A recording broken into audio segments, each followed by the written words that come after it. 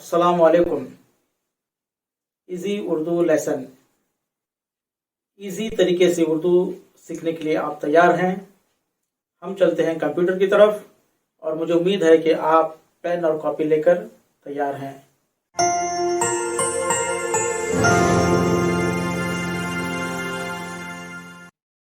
औज़ु बिल्लाहि मिनश शैतानिर रजीम। बिस्मिल्लाहिर रहमानिर रहीम। अल्लाहुम्मा सल्लि अला मुहम्मद व आलि मुहम्मद। रब्बी ज़िदनी इल्मा। Easy Urdu lesson number 5।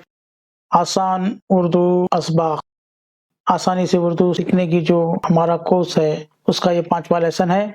उसमें आपका खैर मकदम। देखिए, जैसे कि हमने पहले लेसन्स में बताया था कि कैपिटल अल्फ़ाबेट्स यानी हुरूफ तहज्जी ये आपके सामने है। अलिफ के बाद ये बे, ते, से, उसी को अगर स्मॉल अल्फ़ाबेट्स कहा जाए और उसको आधा लिखा जाए तो वो किस तरह की शक्लें लेगा, ये यहाँ पर बताया गया है।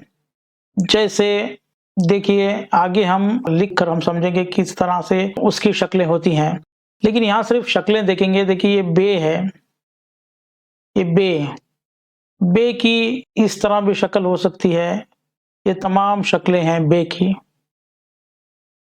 मिसाल के तौर पर अगर मैं लिखूं यहाँ पर ये बे है और इसको अलिफ जोड़ दिया जाए तो बा हो जाएगा, तो उसी तरीके का एक शक्ल यहाँ पर हो जाती है। ये एक शक्ल है। आप सिर्फ शक्लें देखिए, उसके बाद किस तरह लिखते हैं और लिखने के बाद उनकी शक्ल किस तरह होती है ये भी हम बाद में देखेंगे। आज सिर्फ किस किस तरह की शक्लें होती हैं वो देखेंगे। ये देखिए, ये एक शक्ल है। पे के नीचे इस तरीके से अलग अलग तरीके से नुक्ता आएगा।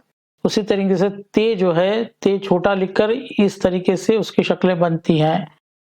वो कब बनेगी, पहले लिखेंगे तो बनेगी, या बीच में ते आ जाएगा बनेगी, या आखिर में ते आ जाएगा तो बनेगी, ये हम अगले लेसन में देखते हैं। लेकिन आज सिर्फ देखिए, से है तो ये स्मॉल अल्फ़ाबेट्स की तरह ये से हो जाता है, यानी इस तरीके से शक्लें बनती हैं। उसी तरीके से पे है तो ये 3 नुक्ते यहाँ नीचे आएंगे। टे है तो ये सिंबल आ जाएगा हर जगह। जीम है तो देखिए, ये जिम का जो सिंबल है इसको आधा अगर किया जाए तो इस तरीके से आ जाएगा। उसी तरीके से चीम है तो चीम को इस तरह से थोड़ा राउंड हो जाएगा और ये 3 नुक्ते चीम के नीचे आ जाएंगे। है तो फिर इसको कोई नुक्ता नहीं आएगा, बस उसका एक सिंबल जो है वही आ जाएगा। और है तो फिर उसको ऊपर नुक्ता इस तरीके से आ जाएगा। उसी तरीके से ये दाल है तो दाल आखिर में दाल कैसा आएगा, दाल कैसा आएगा, रे कैसा आएगा।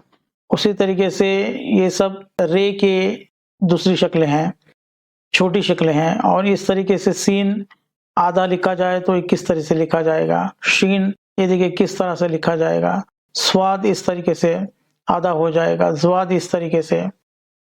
तोय को देखिए आप, ये एक शक्ल है, ये एक शक्ल, ये एक शक्ल, ये शक्ल। ये तो वैसे पूरी लग रही है, लेकिन जब इसको लिखना हो तो ये जुड़ जाएगा इस तरीके से। ज़ोय, आइन, आइन यहाँ तक उसकी शक्ल आ जाएगी।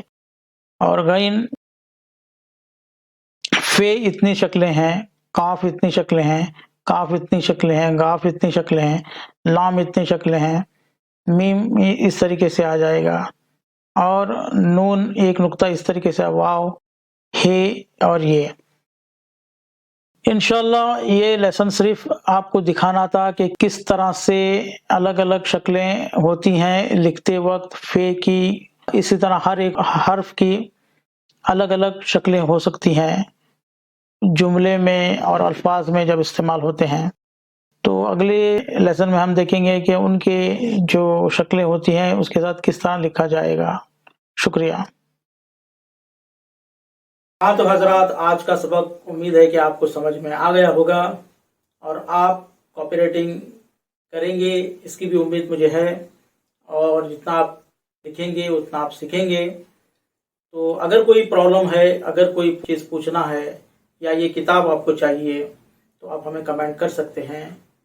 और इन वीडियोस को आप दूसरों तक भी शेयर करिए ताकि दूसरे भी लोग इसको से इस्तिफ़ादा हासिल करें, और खुसूसन मुसलमान ही नहीं बल्कि हमारे जो मूल निवासी हैं SC ST OBC उनको भी जो इसमें दिलचस्पी रखते हैं उनको भी आप शेयर ज़रूर करिए।